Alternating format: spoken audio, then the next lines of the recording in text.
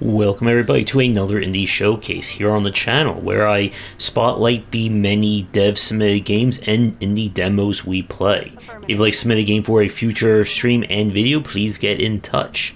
But we are starting off with the game Galactic Crew 2. The footage you're seeing is taken from early access and may not represent the current version of it. But this is a game that's described as FTL meets XCOM. And that is certainly two very tall orders of games to combine. So the game's design is that you build your ship, you find and upgrade modules and weapons much like you would in an FTL game. But the game features both ground and kind of troop-based combat that you would see out of something like XCOM. And the promise of combining these two very unique systems is certainly a lofty one. And with Galactic Crew 2 here, it's kind of pitched almost like a grand strategy or, open space RPG style game, which if you play any of those other ones that just basically lets you have free reign in the universe, that should be familiar to you here. Now, one thing that I did like about this game from a system standpoint is that when you start, not only can you choose starting conditions, but you can also choose major or dangerous events that can show up, which will impact the difficulty and add some spice to the game. The problem that Galactic Crew 2 has is that the onboarding and presentation are probably the weakest aspects of it. This is a game that, as you can tell by just like the general aesthetics, it's very plain in terms of how it looks, and again, there's not a whole lot of sounds going on either. It's one of those titles where most likely you are going to fail very quickly, simply because you don't know what anything is supposed to be doing or what your overall goal is. And we played this one, I believe this was early to mid 2021, and the game has been updated since then, but I don't know if there has been any work done to the UX and onboarding. So if you're somebody who's not into these kinds of games or wants something that is very pick up and play, Galactic Crew 2 at the moment is certainly not going to do it for you. But if you are someone who likes very, grognard, very complicated titles you can really dig into, then there might be something here to check out either while it's in early access or when it hits 1.0. We now turn to something very different. This is Cardnarok Raid with Gods, and this is a game that really tries to be its own take. It reminds you a little bit of, I think it was Guardians of the Nile. This was like another kind of, we're trying to do a strategy, or in this case, deck building roguelike in a very different fashion from the other ones. And as you can see by this footage right now, this does not look like a deck building roguelike. It looks like a board game. And this is where Cardnarok goes into a lot of weird places. You have different gods that you're trying to complete these sections in the map and grow in power before essentially time runs out, and you then have to do your big bad battle. So the concept is that you go around the board here. This collects power, upgrades, and ways of augmenting each one of your characters. Once you've basically rolled enough dice, you then go into the actual dungeon itself. And the dungeons are, just straight out of the point of interest or node-based design of a Slay the Spire style game. Where Cardnarok also differs is that each character is their own individual hero, and you have a party of 3. And how this works is that each party member gets specific abilities depending on if they are, quote-unquote, the leader. And that's the one who's in front. And you can move characters around during combat, which in turn can proc specific abilities or powers.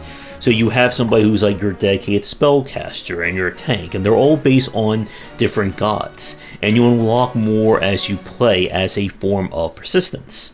As you win battles during the deck building, or during the actual battles, you will gain more cards, which you can then put in for different effects.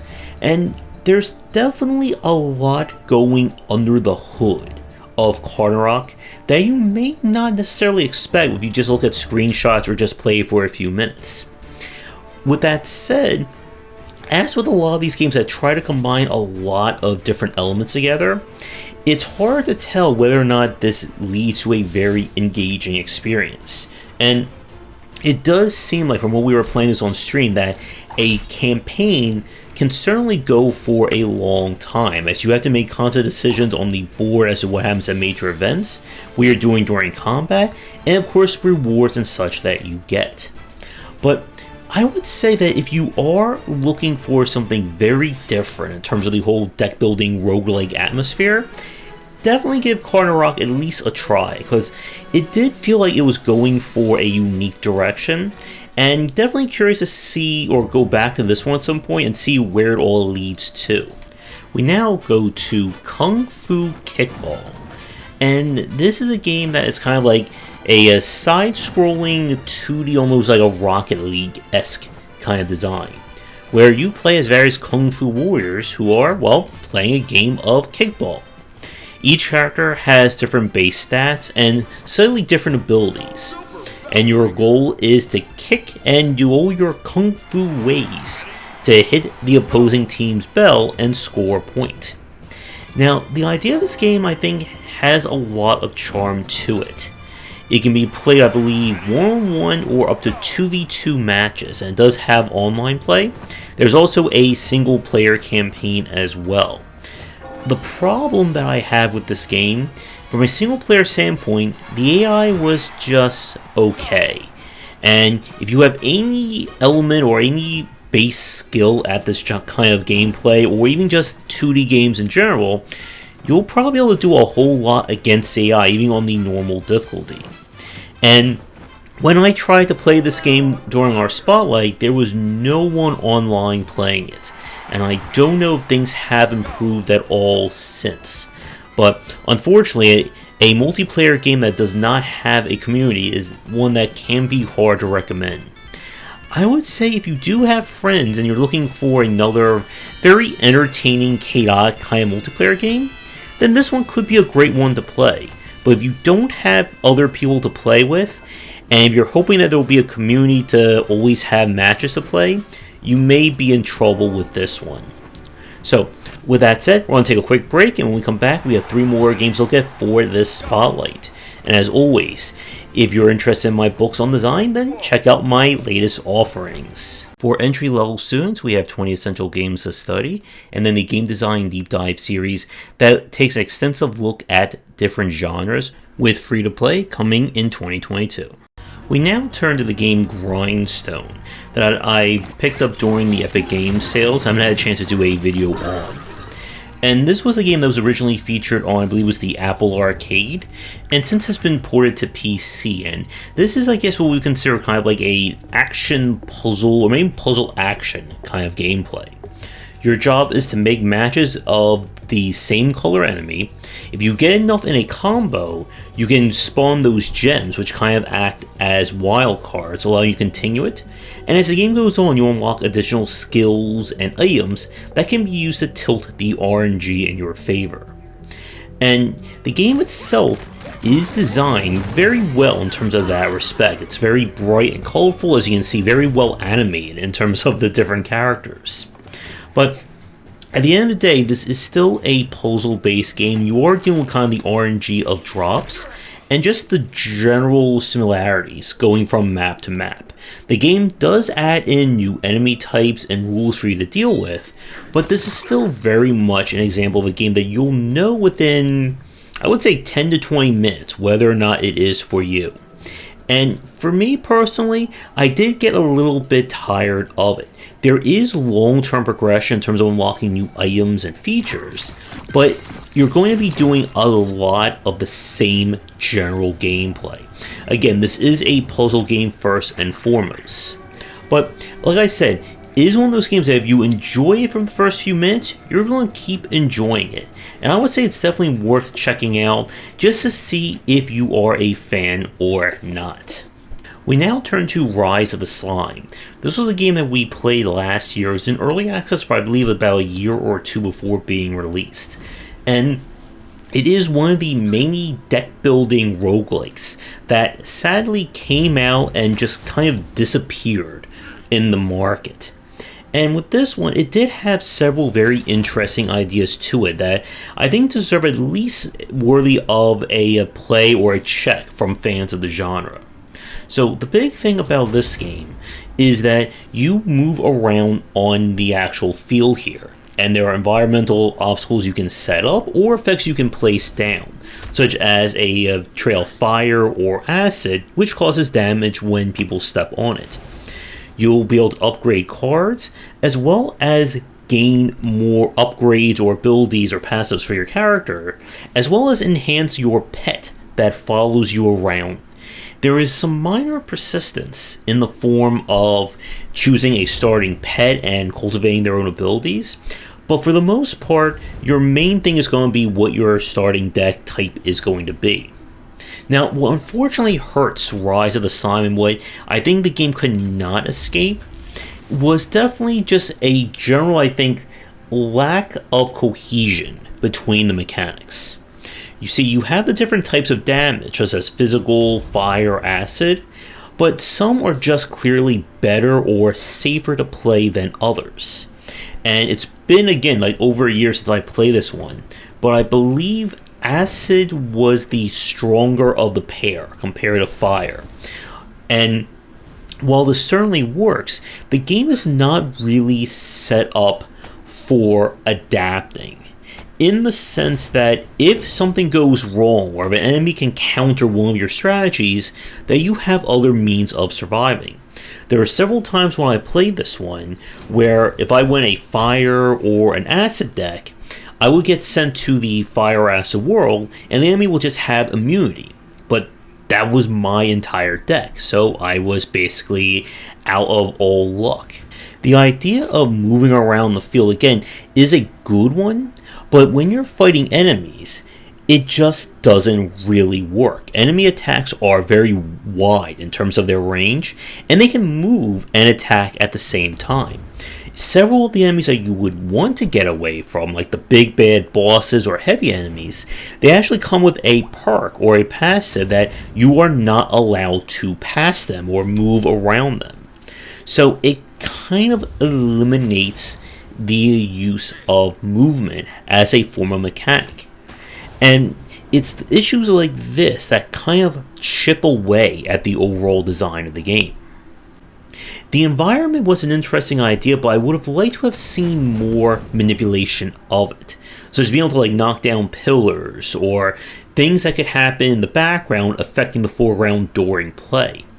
And it felt like, again, like one of those concepts that had a really good foundation, but just didn't really grow in the direction that people wanted it to. And I would say in terms of where it lies in its deck building, the deck building roguelike spectrum, while it does do a few things differently, it doesn't feel as in-depth enough to compare to the likes of Monster Train, Inscription, and so on. But the idea of having kind of like this like Paper Mario aesthetic, as well as with like the movement or the active field, I think warrants further study and exploring those design elements. If you're somebody who hates deck building roguelikes, Rise of the Slime is not going to change your mind at all. But if you are somebody who's thinking about developing one or looking for one that does things a little bit differently, I would say at least give this a check and see what you can glean from it. For our final game of this showcase, this is Mundaun. This is a hand-pencil aesthetic horror game. And right off the bat, I love the aesthetic of this. Some of the like mid to late game vistas almost look like otherworldly. But our story is that we have returned to the town or the area of Mundaun after our relative has passed away under mysterious circumstances. And upon arriving, we are unfortunately pulled into a decades-old curse and find that the land is trying to kill us and other strange things are about. So the game itself definitely falls more on the adventure side, as you'll be wandering around trying to solve puzzles and figure out what strange things are going on. There is combat as well as some light stealth gameplay, But this game is definitely more on the passive side and more focused on you exploring rather than getting into, heavy gunfights. There is definitely a lot to look at in this game with a bunch of hidden collectibles and side quests that you can do, but it does kind of hurt the pacing. Like the first hour or so, when you really don't have a lot of options and you're kind of weak, it can be frustrating to play, and I got stuck at a puzzle for a very long time because I didn't quite understand what the clue was for it. And the game does feature several annoying sections like that. It's definitely at its best when you're kind of just wandering around and just seeing what the land has to offer. The game does have many choices as well as different endings, based on who you help and who you decide to pull one over on. And again, it just looks so damn interesting, and if the scenes that you're seeing here are enough to make you interested, definitely check this one out. But if the aesthetic is not doing it for you, I don't know if the gameplay is enough on its own that it would keep you invested all the way from beginning to end. But still, a very interesting game, and again, a solid example of just how a strong aesthetic can help a title. But with that said, we're going to wrap up this week's showcase here. I'd like to thank all developers who submitted games, and if you'd like me to take a look at your game in the future, please get in touch. You'll find links to everything down in the description. Do all the liking and subscribing, and check out our Discord and Patreon. And come back for daily discussions on game design here and on game wisdom, where we examine the art and science of games. And until next time, everybody, take care.